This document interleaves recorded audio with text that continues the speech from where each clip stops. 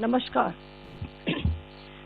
पाकिस्तान सेना ने पूरी पश्चिम मोर्चे पर लगातार आक्रामक गतिविधियां जारी रखी।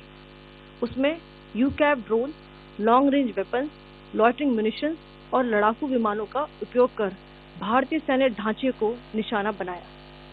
नियंत्रण रेखा पर भी ड्रोन घुसपैठ और भारी कैलिबर हथियारों से गोलाबारी की। अंतर्राष्ट्रीय सीमा और एलओसी पर श्रीनगर से नलिया तक 26 से अधिक स्थानों पर हवाई घुसपैठ के प्रयास किए गए।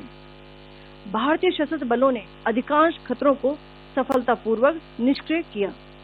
फिर भी वायु सेना स्टेशनों पर उधमपुर, पठानकोट, आदमपुर और भुज बठिंडा स्टेशन, इन सब पर उपकरण व पर्सनल्स को हानि पहुंचाई।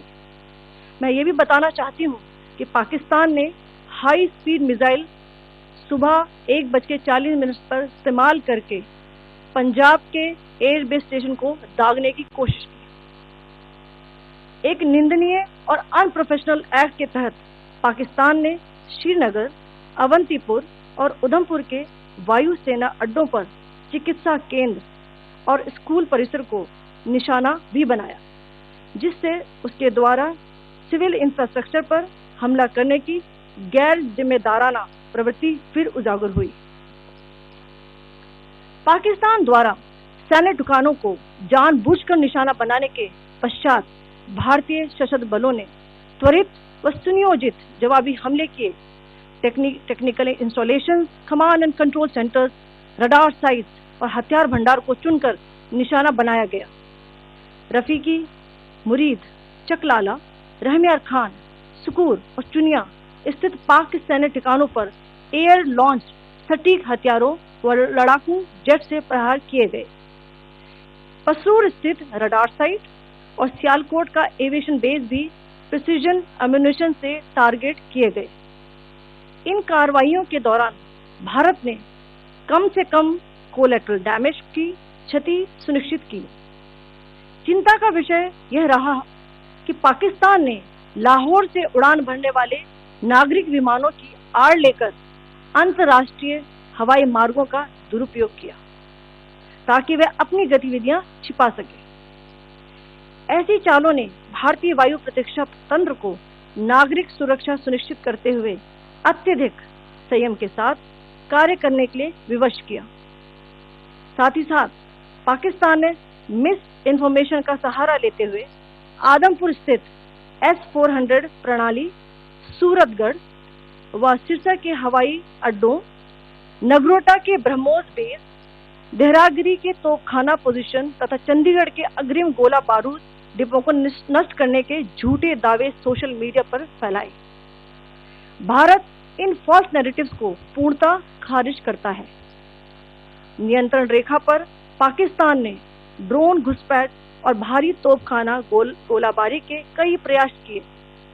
कुपवाड़ा, बारामूला, पुंछ, राजौरी और अखनूर सेक्टर्स में तोप, मोर्टार एवं हल्के हथियारों से भीषण गोलाबारी जारी रही। भारतीय सेना ने प्रभावी व तुलनात्मक प्रत्युत्तर देते हुए पाक सेना को काफी क्षति पहुंचाई।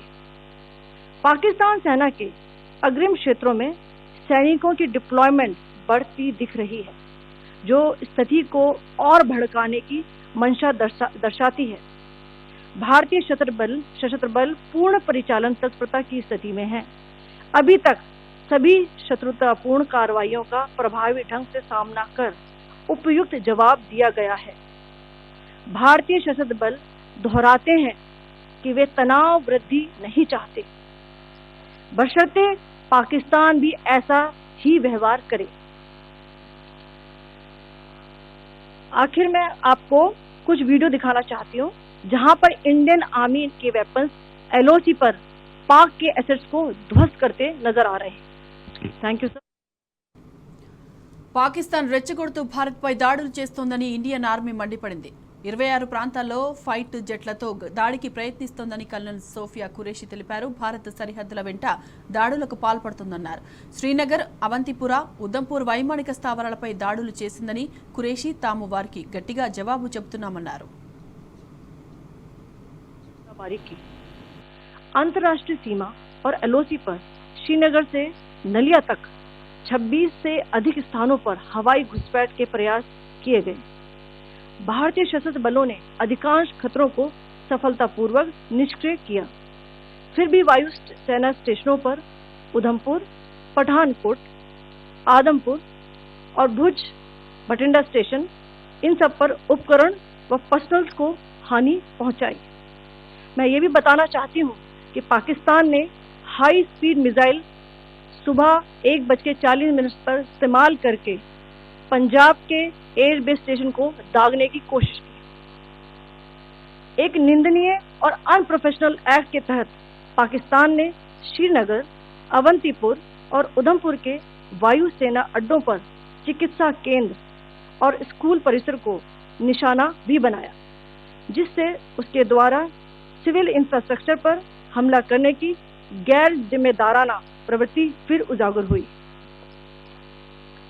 पाकिस्तान द्वारा सैन्य ठिकानों को जानबूझकर निशाना बनाने के पश्चात भारतीय सशस्त्र बलों ने त्वरित व सुनियोजित जवाबी हमले किए। Technical installations, command and control centres, radar sites और हथियार भंडार को चुनकर निशाना बनाया गया। रफीकी, मुरीद, चकलाला, रहमियार खान, सुकूर और चुनिया स्थित पाक सैन्य ठिकानों पर एयर लॉन्च सटीक हथियारों व लड़ाकू जेट से प्रहार किए गए। पसरूर स्थित रडार साइट और सियालकोट का एविएशन बेस भी प्रिसीजन एम्यूनिशन से टारगेट किए गए। इन कार्रवाइयों के दौरान भारत ने कम से कम कोलैटरल डैमेज की क्षति सुनिश्चित की। चिंता का विषय यह रहा कि पाकिस्तान ने लाहौर से उड़ान भरने वाले नागरिक विमानों की आड़ लेकर अंतर्राष्ट्रीय हवाई मार्गों का दुरुपयोग किया ताकि वे अपनी गतिविधियां छिपा सके। ऐसी चालों ने भारतीय वायु प्रतिरक्षा तंत्र को नागरिक सुरक्षा सुनिश्चित करते हुए अत्यधिक संयम के साथ कार्य करने के लिए विवश किया।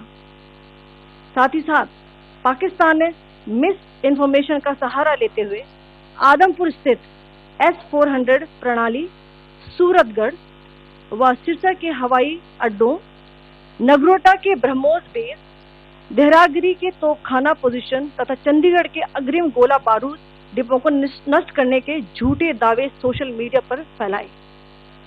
भारत इन फॉल्स नैरेटिव्स को पूर्णतः खारिज करता है।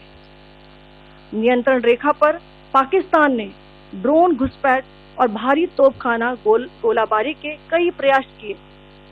कुपवाड़ा, बारामूला, पुंछ, राजौरी और अखनूर सेक्टर्स में तोप, मोर्टार एवं हल्के हथियारों से भीषण गोलाबारी जारी रही।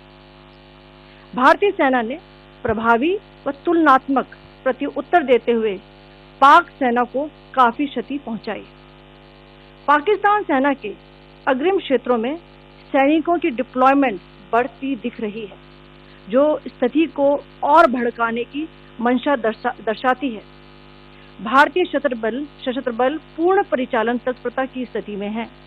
अभी तक सभी शत्रुतापूर्ण कार्रवाइयों का प्रभावी ढंग से सामना कर उपयुक्त जवाब दिया गया है।